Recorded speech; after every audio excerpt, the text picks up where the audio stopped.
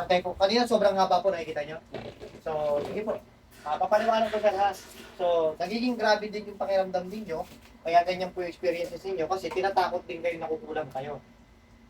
Tinatakot kayo, siyempre iniisip mo nakukulang pa sir. Kaya kung ano lalo yung mas lalong iniisip po ninyo. Ngayon, kung bakit po kayo may naririnig, nakakaiba, yung po yung mga evil spirits, negative entity, negative energies. Yung mga bad spirits, pinapaniwala kayo nakukulang kayo para, siyempre, mas lalong pakiramdam ninyo, mas lalo kayo maging balisa. At pag nababalisa kayo, yun na, nakakaramdam na kayo ng pagkahilo. Okay? So, ibig sabihin, dahil po yan, yung una yung pinuntahan, pati mga pangalawa, pangatlo, niloloko kayo, pinukulang kayo, kahit hindi naman. Okay? Kasi, kung tama at totoo pala ang paggagamot nila sa inyo, bakit hanggang ngayon may sakit pa rin po kayo? Okay? Dapat okay na kayo. Kasi kung totoong nakakagamot sila ng kulam, eh dapat wala na kayo sakit, wala na kayo dito. Eh bakit kahit nung napuntahan niyo po yun, totally hindi pa rin po ay gumagaling, tama po. Okay, walang improvement. Kasi po, pinapaniwala kayo na kung kulang kayo kahit hindi naman. Kaya ang nararamdaman mo, sir, kumbaga, wala kang kulang. Iisipin mo may kulang ka, kaya pakiramdam mo, para ka talagang kinukulang. Yun yung number 1 na problem. Kaya para ma-overcome mo yan, sir, lahat na sasabihin ko sundin mo, sir, para makawala ka na sa ganyang pinagdadaanan. Lalo na may mga naririnig ka na, tapos hindi naririnig ng family member mo, ikaw lang nakakarinig. Kasi nga po, sir, pinaniwala ka ng mga nanggagamot sa'yo na kinukulang ka kahit hindi. Okay, tapos ngayon, nagkakaroon ka pa ng galit o sama ng loob doon sa kapitbahay niyo. Di ba? Kasi iniisip nyo, kinukulam talaga kayo. Pero ginagamit lang yung boses nila. pwede po, nung much as yun talagang pinakatrabaho ng mga evil spirits, bad spirits, although, kahit na may pinaniwala ka ng ibang manggagamot, nung, siyempre, evil spirits, mas gusto nila tama yan, mas gusto namin magkaroon ka ng sama ng loob, galit sa kapwa mo. Pag napapalay, siyempre, nagagalit tayo, masama loob natin, pakiramdam natin, talagang pinapaniwala na natin sa sarili natin kinukulang tayo. Ayan na, kaya hanggang ngayon, hindi pa rin tayo okay, hindi pa rin tayo gumagaling. Kasi kung totoo kayong nakukulam, sa sinagawa ko, wala talaga ako nakikita kulam sa inyo. Okay? At saka yun, yun na lang gawin yung basihan. 3 lang ng gamot sa inyo. Yan pa rin, walang improvement. At hindi sinasabi yung totoong wala kayong kulam. Pinapaniwala lang kayo. Kaya dito pa rin kayo. Walang improvement sa gamutan nyo ng mga manggagamot kasi pinapaniwala lang po kayo, kinukulam kayo kayo. Pero may marami pa akong suggestion, advices, sundin po yun para makawala kayo totally sa ganyan. Kasi psychiatrist, di ba? Nagpa-psychiatrist kayo, pinagbigyan nyo yung mother ninyo. Ganun pa rin, wala. Walang improvement kasi nga, tinatapat din kayo ng ano. Kumbaga, ano nyo kasi sumagot sir, accurate. Wala sila nakikitang problema talaga. Kaya sinasabi, ang tanging masasabi lang ng psychiatrist sa inyo, sinabihan kayo, paranoid po. Paranoid lang. So, yun.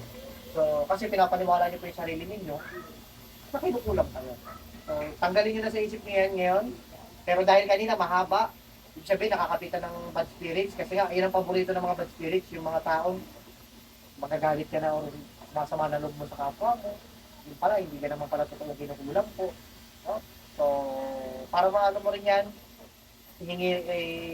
sasuggest ko rin sa'yo na, hihingi mo ng tawad kahit sa Diyos, kahit unless kung na-confront mo ba yung mga kapitbahay mo, hindi naman po. Hindi ko Okay, ginagawa so yun. buti sa awa ng Diyos, hindi mo po nagagawa. Kaya yung ganyan po, sa Diyos mo na lang po hihingi ng tawad kung bakit natuloy. Ang dating yan is nambibintang ka sir. Pero, hindi mo naman 100% kasalanan kasi pinaniwala ka ng unang pinuntahan mo na ganun. So, huwag ka lang tayo magbanggit kung saan tayo nagpunta, ano mga pangalan nun.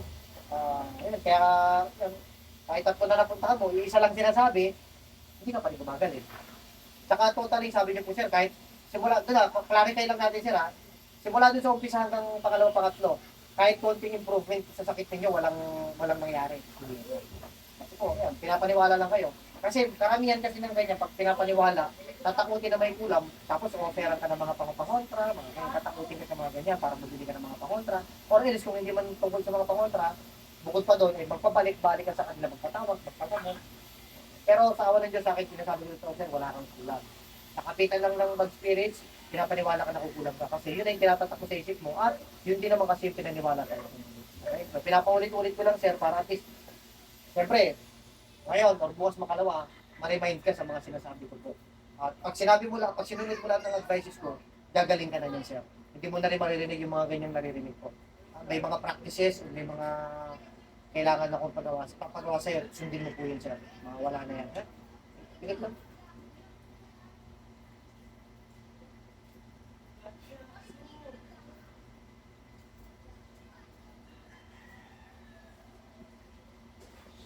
Sige po sir, pakiubos ito.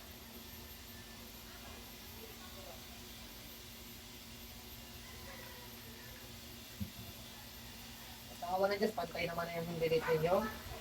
Kumaba lang naman yan dahil ngayon, pinapaniwala kayo, makukulam kayo. Pati yung evil spirit, tuwa, yan ang gusto namin. Yung may paniniwala tungkol sa ganyan. Pero sir, bago kayo mo po dyan, wala naman kayo mga iniindang mabigat, masakit sa katawan, wala naman po. Hilo, Wala naman. wala naman, okay. Pero yung pagbigat ng pakiramdam ko, yung balikat, yun. Simula nung umupo kayo kanina, pati nung nakaraan, pati nung mga nakarang araw po. Yung Mga nakaraan. O bagay, nung ngayong araw, wala naman, okay naman. Okay naman. So, kasi Kaya- alam nyo lang pupunta ako dito kasi dyan ito kayo. Pero hindi yun tanggalin na po natin yung magkukulang na nakakalam nun mga, clarify ko lang ulit, mga bad spirits yan.